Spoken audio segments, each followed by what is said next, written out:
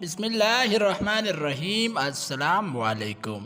Be be Fatima رضی اللہ عنہا پیغمبر خدا صلی اللہ علیہ وسلم کی بیٹی اور اپنے زمانے کی ممتاز خواتین سے تھی۔ جمال ظاہری اور روحانی و اخلاقی اقدار اپنے والدین سے وارث میں پایا تھا۔ رسول اللہ صلی اللہ علیہ وسلم کے دختار ہونے کی وجہ سے آپ کی ذات اقداس قریش و بعظمت شخصیات اور دولت مند حضرات کی نگاہوں میں مرکز توجہ تھی۔ بعض حضرات نے اپنے لیے رشتہ تک بھیجا مگر رسول اللہ بالکل پسند نہیں فرماتی تھی، مگر اس طرح فرماتی تھی کہ ان حضرات کو پتہ چل جاتا تھا کہ ان حضرت صلی اللہ علیہ وسلم ان سے خفا ہے۔ جناب رسول اللہ صلی اللہ علیہ وسلم نے حضرت فاطمہ کو حضرت علی کے لیے مخصوص کر دیا تھا، اور آپ صلی اللہ علیہ وسلم چاہتے تھے کہ حضرت علی کی طرف سے اس کی پیشکش کی جائے۔ حضرت علی کی پیشکش اصحاب پیغمبر صلی اللہ علیہ وسلم نے یہ محسوس کر لیا تھا کہ پیغمبر خدا کا دل چاہتا ہے کہ حضرت فاطمہ رضی اللہ عنہ کے عقد حضرت علی سے کر دے، لیکن حضرت علی کی طرف سے اس کی پیشکش نہیں ہو رہی تھی۔ ایک دن جناب عمر رضی اللہ عنہ، ابو بکر رضی اللہ عنہ، سعید بن معاذ وغیرہ ایک گروہ کے ساتھ مسجد میں بیٹھے ہوئی تھی۔ جناب ابو بکر رضی اللہ عنہ نے کہا کہ حضرت فاطمہ رضی اللہ عنہ کی نسبت کے لیے رسول اللہ نے کسی کی بھی درخواست منظور نہیں کی، اور رسول اللہ نے فرمایا کہ حضرت فاطمہ رضی اللہ عنہ کا شوہر منتخب کرنا اللہ کے ہاتھ میں ہے۔ ابھی تک حضرت علی کی طرف سے جناب پیغمبر کی خدمت میں حضرت فاطمہ سے رشتہ نہیں مانگا۔ شاید میں سمجھتا ہوں کہ حضرت فاطمہ رضی اللہ عنہ کی طرف سے اس اقدام کا نہ کرنے کی وجہ ان کا تہ دست ہونا ہے۔ میں یہ سمجھ سکتا ہوں کہ اللہ اور پیغمبر نے حضرت فاطمہ کو حضرت علی کے لیے معین کر رکھا ہے۔ جناب ابو بکر نے جناب عمر رضی اللہ عنہ اور سعید رضی اللہ عنہ سے کہا، اگر تم لوگ چاہتے ہو تو ہم مل کر علی کے پاس چلے اور ان کے سامنے اس موضوع کو پیش کرے۔ اگر وہ شادی کرنے کی طرف مائل ہو اور تہی دست کی بنیادی پر وہ شادی نہ کر رہی ہو تو ہم ان کی مدد کریں۔ آپ تینوں حضرات حضرت علی رضی اللہ عنہ کے گھر آئے مگر انہوں نے آپ کو وہاں نہیں پایا۔ معلوم ہوا کہ آپ ایک انصاری کے باغ میں اونٹ کی زرعی ڈول کھینچ کر خرمی کی درخت کو پانی دے رہی ہے۔ تینوں اصحاب حضرت علی رضی اللہ عنہ کے پاس آئے اور آپ نے فرمایا کہ کہاں سے آ رہے ہیں اور میرے پاس کس غرض سے آئے ہو؟ جناب ابو بکر نے کہا، اے علی، تمہیں کمالات کی لحاظ سے ہر ایک سے بالاتر ہو۔ ہم سب آپ کے مقام و رتبہ جو رسول اللہ صلی اللہ علیہ وسلم کو آپ سے ہے اس سے آگاہ ہے۔ بزرگان اور اشرف قریش حضرت فاطمہ رضی اللہ عنہ کو خواستگیری کے لیے جا چکے ہیں، لیکن تمام لوگوں کی باتوں کو پیغمبر اکرم صلی اللہ علیہ وسلم نے رد فرمایا ہے، اور یہ فرمایا ہے کہ جناب فاطمہ رضی اللہ عنہ کا شوہر معین کرنا خداوند عالم کے ہاتھ میں ہے۔ ہم گمان کرتے ہیں کہ خدا اور اس کے رسول نے جب فاطمہ رضی اللہ عنہ کو آپ کے لیے مخصوص کیا ہے، دوسرا اور کوئی بھی اس شخص اس سعادت پر افتخار کی صلاحیت نہیں رکھتا۔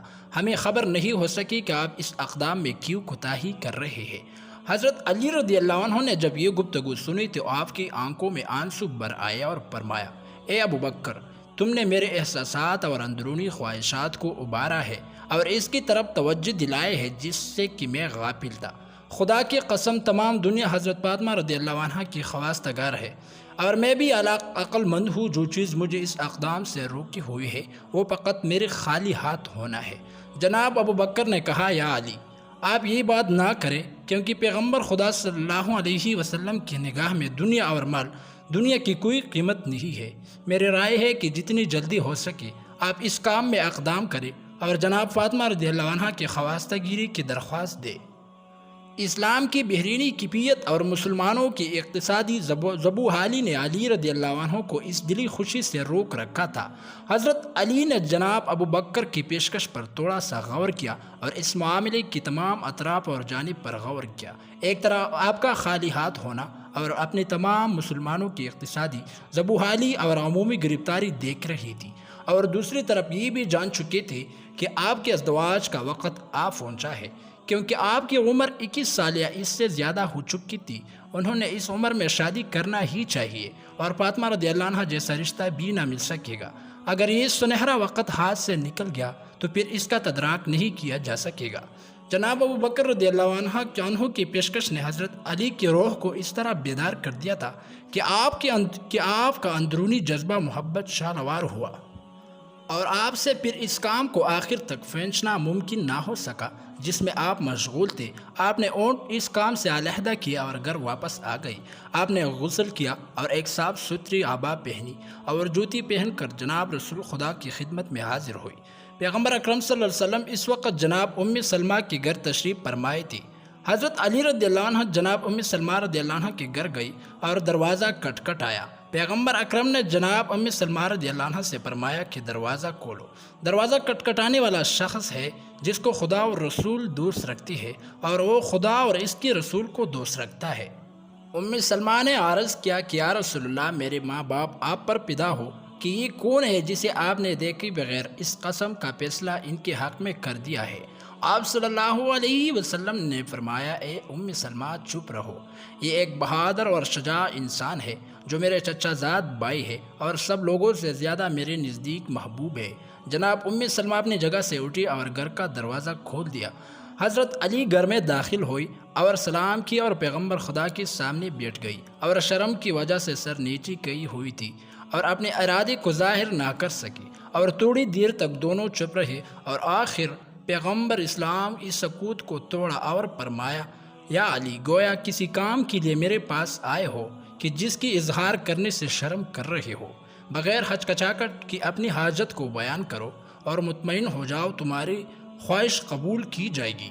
حضرت علی نے عرض کیا، یا رسول اللہ، میرے ماں باپ آپ پر قربان ہو، میں آپ کے گھر میں جوان ہوا ہوں اور آپ کے لطف و کرم سے ہی مستفید ہو رہا ہوں۔ آپ نے میری تربیت میں ماں اور باپ سے بھی زیادہ کوشش فرمائی ہے، اور آپ کے وجود مبارک کے برکت سے میں نے ہدایت پائی ہے۔ یا رسول اللہ، خدا کی قسم، میرے دنیا و آخرت کی پونجی آپ ہے۔ آپ وقت آ پہنچا ہے کہ آپ نے لیے کسی رفیق کی حیات کا انتخاب کرو اور خاندار زندگی کو تشکیل دو تاکہ اس سے مانوس رہو اور اپنی تکالیف کو اس وجہ سے کم کر سکوں۔ اگر آپ مصلحات دیکھیں تو اپنی دختر جناب فاطمہ رضی اللہ عنہ کو میرے عقد میں دے دیں، تاکہ جس سے مجھے ایک بہت بڑی سعادت نصیب ہوگی۔ پیغمبر اسلام اس قسم کی پیشکش کی منتظر تھی۔ آپ کا چہرہ انور، خوشی اور سرور سے جگمگا اٹھا اور فرمایا کہ صبر کرو، میں فاطمہ رضی اللہ عنہ سے اس کی اجازت لے لوں۔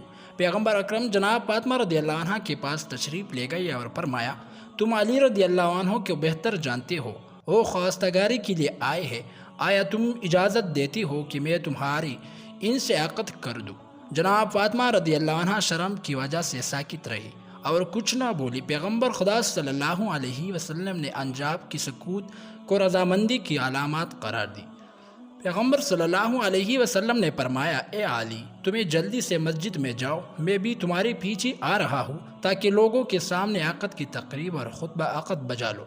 علی رضی اللہ عنہ خوش و مسرور مسجد روانہ ہو گئی۔